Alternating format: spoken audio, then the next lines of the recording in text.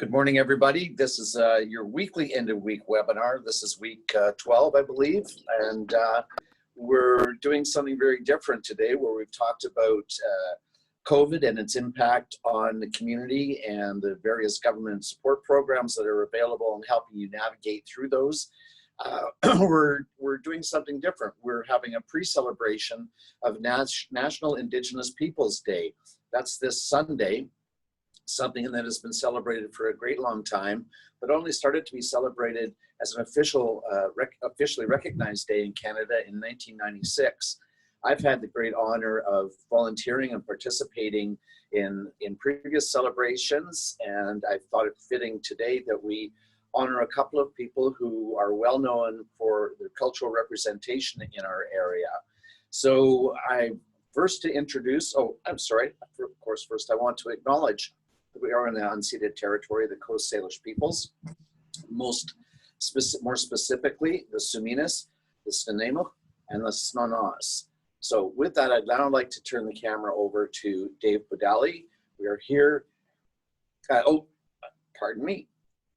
First time out doing one of these remote shoots. I first want to introduce Erralyn Thomas, who has some words to say to educate us a little bit about the history of National Indigenous Peoples Day. Take it away, Erralyn.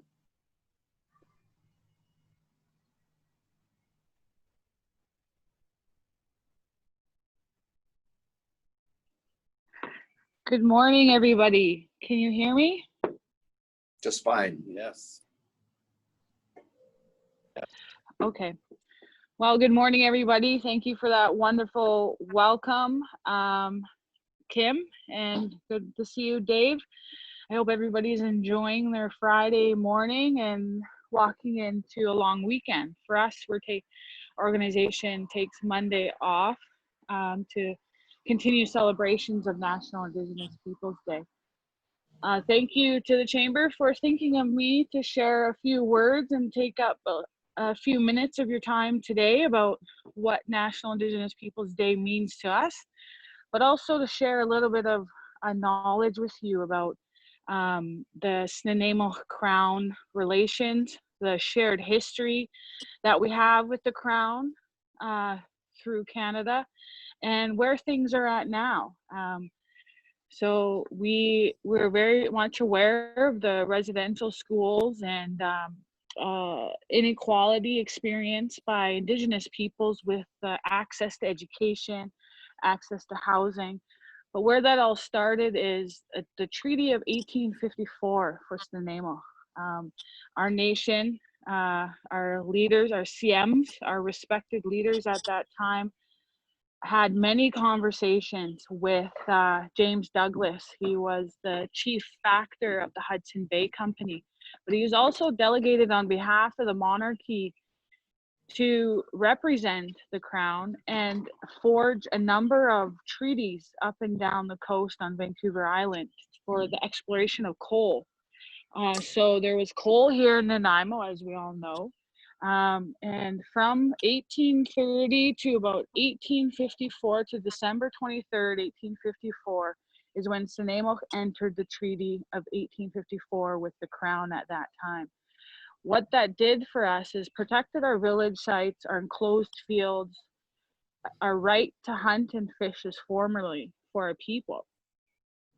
Shortly thereafter, the Crown, through James Douglas, had begun to reduce our land base and continually and methodically and systematically remove our land base from us, our houses, our livelihood, our access to waterways, our access to sustenance. Shortly thereafter, they started to remove a lot of our people from their homes and place them in residential schools or other hospitals and things of that nature for their lifetime. And there is still intergenerational impacts in our community today. So what that did is that created a class system between Indigenous people and non-Indigenous people. The Indian Act promoted that. It prohibited people from becoming lawyers. It disenfranchised First Nations, Inuit, and Métis people. We weren't allowed to make decisions to earn a living. It was very intrusive, the Indian Act that was passed by Canada in 1871. So all of this plays a key role in our Crown-Snuneymuxw relations right now in the era of reconciliation. So what that means is that Canada, Prime Minister Trudeau and Premier Horgan have a mandate from their platform to engage Indigenous people to reset that relationship. Of course, resetting a 160 plus year relationship will not happen overnight or in a year or 2 years. It's an everlasting relationship to promise to protect our rights forever and always, that it doesn't have an end line, and the start line is always at the front of our feet. So I'm happy to share these basic information with you to raise awareness on this weekend and about our history with the Crown. And here in Nanaimo, things are moving a lot better. I would say it's not where it needs to be, but it's a lot better with the municipality and the federal and provincial government and the business industry, like the chamber. We're doing a lot of good work to tune into that national discussion of reconciliation in the sense of removing the barriers to entry for Indigenous people into the economy, lack of access to housing, lack of access to education, lack of accessing capital, those kind of resources that are required for us to do our part under the Truth and Reconciliation calls to act to really change that narrative everywhere in the world. Racism is the talk right now, and we see a lot of that taking place, and recently, but for a while now, for a few decades, it's been very prevalent for First Nations people. But I hope in sharing that little bit that you can carry that with you wherever you go, wherever your life takes you, and share that knowledge of that with you, and celebrate the culture. Dave Bodaly does a lot of work for this community and provincially to share our culture, what it means, what the plan.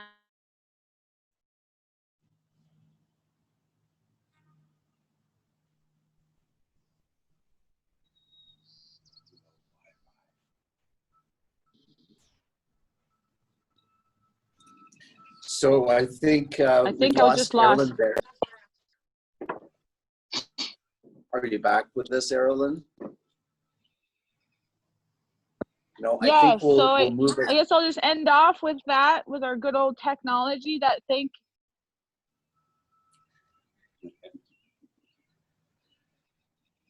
Technology continues to challenge us. We're doing different remote locations in a multi-camera shoot here. So we're not sure if it's working or not, or how well it's working.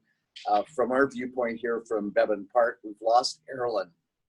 So we'll continue on with the project.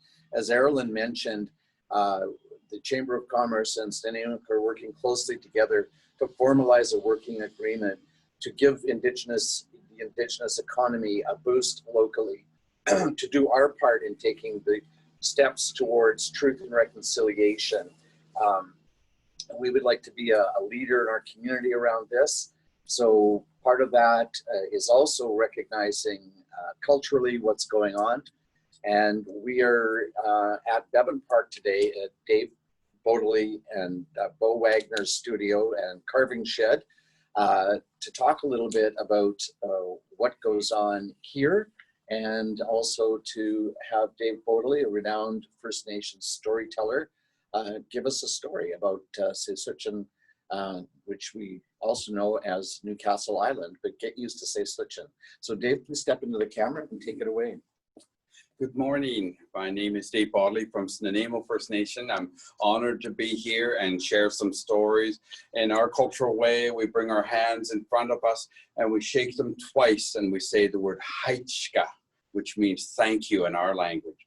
So thank you for this opportunity, Kim, to join your group that you're meeting and to share a little bit about the work that Beau and I were doing here, because many of our community members know me for my cedar weaving and how my cedar weaving has progressed, and now it's time for me to move to new areas where I'm learning how to carve, and I'm going to work with Beau and he's going to teach me and apprentice me how to be a carver of canoes eventually. Right now we're carving small little canoes, but in the future, near future, we're going to be carving a large canoe. So again, Haitshka, I'm honored to be here. One of the stories I wanted to share comes from my island that I work at. I work as a cultural tour guide on Sasatchewan Island, and my job is to welcome the people as an ambassador, so to speak, and share stories about the island. And I feel one of the most unique stories is the untold story about our raccoons over there. For anyone who's ever camped on the island, they know there's lots of raccoons, but the raccoons that are there are all linked with each other in a way that they all live together. And so we have a story that goes way back that we had what we called was a transformer. And he came here in a time when things weren't as they are now, and he transformed things. So the situation of the story on Sasatchewan Island was he came and seen an eagle. An eagle was in the grasses along the shore and was struggling. An eagle was called a yahola. And as he got closer, he seen that eagle was struggling because there was a raccoon had the eagle by its legs. And a raccoon is called a halhales in Snuneymuxw. And he asked the raccoon, "Why are you taking that eagle's legs?" And the raccoon thought for a while and said, "Because I want to learn how to fly." And he said, "No, that's never going to happen." And how did you come about to get this eagle's legs? Grab this eagle's legs? And he said, "Well, the grass was tall and I was able to sneak through the grass and he couldn't see me and I was able to grab him." And he said, "Well, that's not going to happen anymore either. So from this day forward, I'm going to make you white so you can never sneak up on anyone again. And to remember this bad deed, 1 in every 10 of your babies will be white." And to this day, we have the Pakhalhales on Sasatchewan Island. And we have about 7 of them on the island. So we have around 70 raccoons. They're just a guesstimate. Parks hadn't done a study on it, but I'm willing to work with them and get that knowledge out to people. But it's a real honor in our culture to see this white raccoon when we do see it. But there is a struggle that goes on between the white raccoon and the eagle. And several years ago, a family was walking on the beach and seeing the mother with her babies, and she had 2 pure white baby raccoons. And they said, sure enough, an eagle swooped and took one of those white ones. And so there's that continual battle between those 2 in the wild. But we say in our culture, it's good luck if you see a white raccoon, but don't try and catch it. They have sharp claws and sharp teeth. So when I'm on the island, I often hear people's stories, and they're willing to share the pictures with me about the white raccoon, but I need to see those raccoons to know that they did see them. So then that's a chance for me to take a picture of their photos they have. So that's the share story. If you ever get a chance this summer, maybe, or sometime to come over to Sasatchewan, you may be fortunate to run into a white raccoon. But again, don't try and catch it. So thank you again, Haitshka. This is my studio here, where I'm going to be doing weaving, and we're set up now into the summer to do some classes here. So we'll pass it over now to Beau. He's ready. Hello. We're back over here at Beau's carving shed, and I'll turn the camera over to Beau in a second. But I wanted to say, Haitshka, Dave, thank you very much for that story. After we get Beau going here, and him telling us about his history and his carving life as an artist. I'll come back over there and we'll close off with you, Dave, again. So on my left here, Beau Wagner, master carver. We're in his carving shed at Bevan Park. I'm very excited to be meeting with him and have been learning about him this week. I'm very proud to be here and very happy to turn the camera over to Beau at this point. Haichka, and thank you. And I recognize where I am. I'm in Cedar territory, and I'm so honored and grateful for this time to share with you. And it's just such an honor, and I'm just elated at this time, and I'm just feeling that joy. And so I'm apprenticed under Elmer Sampson, a master canoe carver, for many years, and I also apprenticed under his brothers, Manny Sampson. And so I've spent years carving little singles. That's right behind me here. It's 21 feet long, and this came from a single log. And so he showed me all the traditional techniques, from laying down the lines right on the earth to transferring those lines from the earth onto the log. And these traditions are been held within these territories for as long as time has been. And so to carry these teachings forward to a new time and space fills me with great haichkwalawin.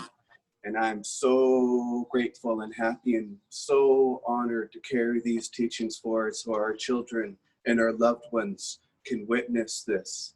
And so haichka to the Sampson family for allowing me to carry these teachings forward. And as Dave mentioned, haichka is thank you. And when I say haichkwalawin, it means it fills me with good feelings. And so thank you so much. And I'm just so honored and pleased to be here today. And so we're at 2300 Bowen Road, and we are carving dugout canoes here in my canoe shed. And we're starting off with small canoes right now, and we're going to be carving right up to singles and doubles, and eventually we're going to be doing journey canoes here. And so we'll be able to have a big log with a big journey canoe dance, and we'll be able to have children come here, and we'll be able to take them out into the ocean and to share with them all these teachings. And so it's such an honor to be here today and to share with you that we are here, and we're planning on continuing to carve and to carry on our traditions in this way.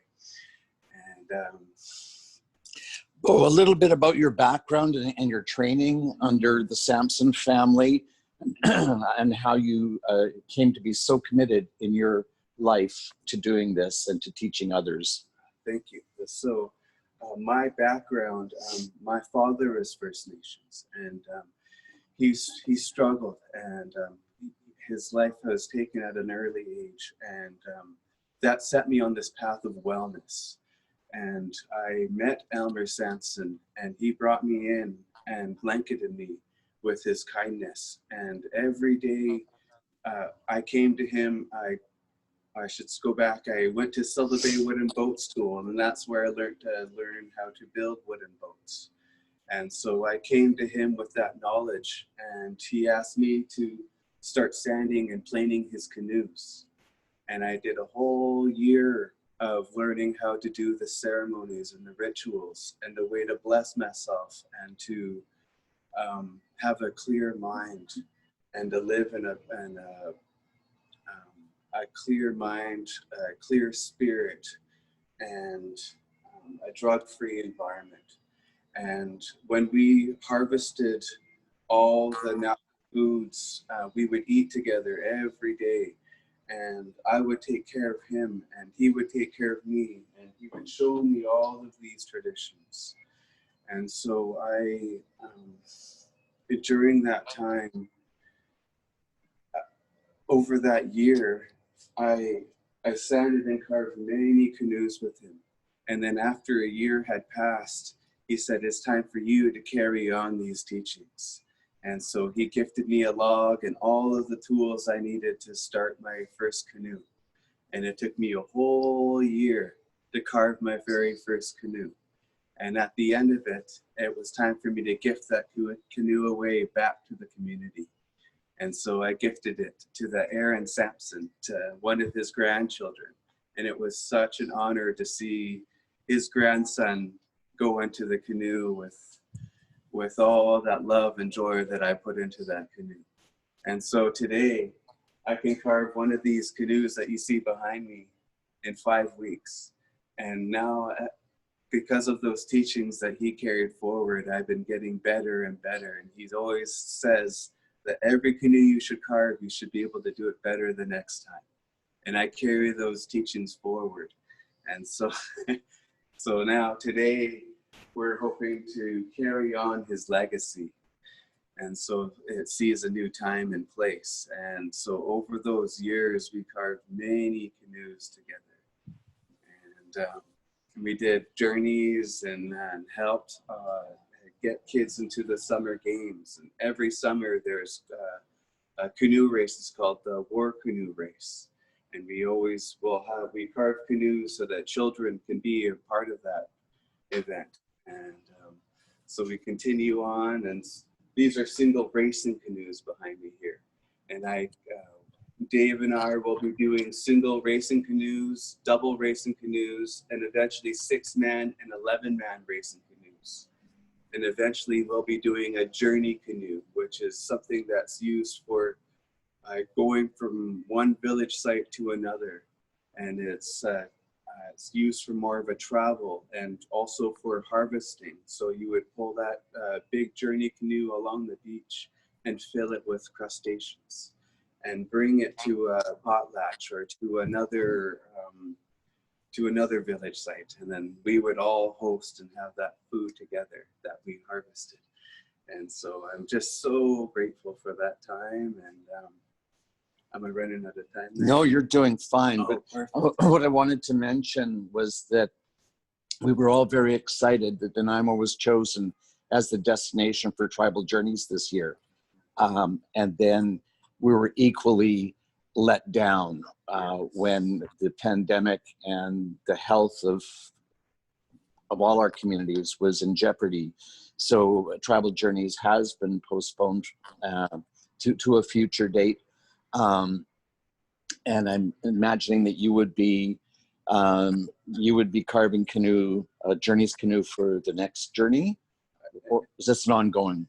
Yes, and so I'm currently carving a 40-foot dugout canoe with a sea wolf head and tail. And all of the lines that I've drawn are all Sampson lines, form lines. And so I'm currently carving a 40-foot dugout canoe, and it's at Stuneymuxw Shell Beach reservations. And so because of the COVID, I had to move shop here. And so I was hoping to have that canoe finished. It's a Mike Charlie sponsor. How do I say it? It's his contract. It's the Charlie family who got me to carve them the canoe for their family. So I'm carving a canoe for the Maple Bank family, and so I was going to have that canoe ready and prepared for this year's journey. And when the journey came to Nanaimo, we were going to bring out my journey canoe for the very first time, and it was going to be launched, and it was going to be this amazing ceremony. And now for the last 3 months, I have not been able to work on that canoe because of the COVID, and it has financially many burdens on me. And so we're moving forward in a positive way into our new space here, and we're going to continue on carving. And we're hoping to have that canoe brought here and have it finished so that we can continue on with our journey. Do you welcome guests and visitors to the shed here, and so that you can tell them about your art and what you're doing? Absolutely. So Monday to Friday, 11 a.m. to 2 p.m. I just said Monday to Friday. So we'll be here And I'll be open to the public. You can come in and see what I'm doing here and come and witness some of the carvings that are taking place. And so there's multiple regalias being made. Dave is making the cedar hats, but I also make masks and all sorts of regalias and rattles and outfit paddles for paddle jackets and many regalias. And so I would be such an honor to have you and your family come and join me.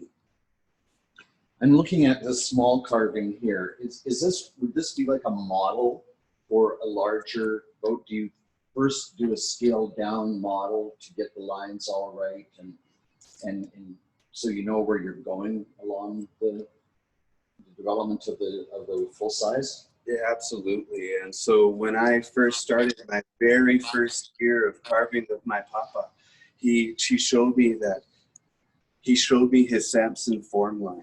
And he said that before you can start your own big canoes, you need to start here first. And so once I mastered my little canoes, he said, now it's time for you to carry on into the real canoe. And so when he saw my form line and he said, yes, now you know the Samson lines. And when he was gifted his form line from his father and his father before him. And so they would sit on the beach and witness the waves, and they'd watch those waves, and that's how they got their form line. And so all of our Samson canoe art form and their lines are for the Salish Sea. And so when you have these canoes in our waters, they were designed by our elders and our ancestors for these waters. And they were made for these waters. So thank you so much. And I'm just so honored to have this time with you here today. And it fills me with great Aichwallowing. Thank you. Hi, Itzka. Beau, thank you very much. It was a real honor to be there in the shed with you, and you can feel the spirit in that shed, I have to say. I'm back here in Dave's studio, and Dave is going to explain a little bit more about what goes on here in his studio and show you some of his works that are completed and some works in progress. So come on camera, Dave. Thank you. So when Beau's working on the canoes on his side after the roughing out, then they're brought over to here, and this is where the finer detail is done in this. And I had the opportunity to do some sanding on this little canoe here, and it felt really good to really have that hands-on, and I really enjoyed this. But my recent work, many people in our community know of my cedar weaving that I have. This is my most recent creation here is a Haida Style Hat, which is a taller hat than our Coast Salish hat. But this one's kind of unique because it is made with red cedar, but in the top of it here, I've used 1 millimeter strands of cedar to weave a small headband by the top of it. And then partway down, when we were working on the logs, I took some of the roots from the log and I wove those into here. And so those roots come from a tree that's over 400 years old. So real honor to create something that is, there's already a demand for it. But throughout the summer here, I'm going to be hosting some courses where some youth, the 4-H club and the Boys and Girls Club are going to start coming in. And of course, always keeping in mind of our social distancing, that I can host up to 4 or up to 8 people at a time. And we're going to have some classes where the children are going to weave bracelets and headbands.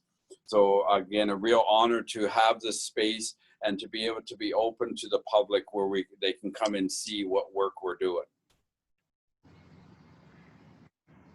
So Dave, can you explain a little about what these are Yes. and what they're for and how they're made. I was very fascinated by that the other day. Good. So this is called cedar rope, which is woven from 2 strands, and the varying strands according to how thick the strands are to start out with. This was taught to me by an elder over in Lummi Reservation in Washington State, who has passed on now. But the teachings came, and I felt real honored. And then those teachings were renewed just earlier this spring by one of our community members, Stephanie Thomas from Snuneymuxw. But these ropes here are something that our ancestors used to make netting. They would use sting and nettle to make the real fine rope or real fine cord to make the netting. But these ones here, what we're planning to do is use them for our small canoe launches, that we'll have a cedar rope hooked onto each one of them. And so it's a real honor to try different strands. And so I've got the thinnest ones up to the large 1/2 inch strand or 3/4 inch strand. And so creating large, thick rope, if this was a long strand, it could be easily held, used to hold a boat to shore or something if need be. But this is something that goes back many years within our culture also, is the cedar rope making and weaving. Thanks, Dave. And can you tell us, because I found these to be extremely beautiful. These are woven copper. Talk to us a bit about how that's done. And here in the studio, if you came to visit, you would see that there's many of the cedar hats that Dave has made have also got copper woven in amongst the cedar, and they're absolutely stunning. So tell us a little bit about how you do that. Okay. Thank you for this opportunity to share these items here, because my my ancestry, my maternal grandmother, her father was from the Kwakwaka'wakw people from the north end of Vancouver Island, and they came from a place called Rivers Inlet. And Rivers Inlet, the family was the Wannock family, and Rivers Inlet was known as the River of Copper.